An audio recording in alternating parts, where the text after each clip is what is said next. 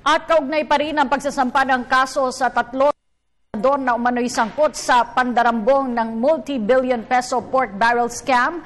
Maluha-luhang sinabi ni Senador Bong Revilla na magsasalita siya sa tamang panahon at hiniling na huwag silang husgahan. Bagamat masakit niya ang nangyari dahil hindi umano ito totoo, nakahanda daw siyang harapin ang kasong isinampa laban sa kanya. Gayon din si Senador Jinggoy Estrada na nagsabing nakahanda siya na harapin ang lahat ng bintang at paratang labang sa kanya.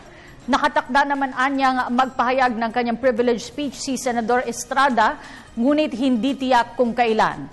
Samantala, sinabi naman ni Senador Tito Soto na isinugod sa ospital noong Sabado si Senate Minority Leader Juan Ponce Enrile dahil sa high blood pressure.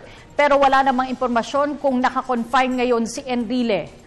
Nagpulong ang Senate Minority Group noong Sabado pero hindi na idinetalya ni Soto ang napag-usapan sa nasabing pulong.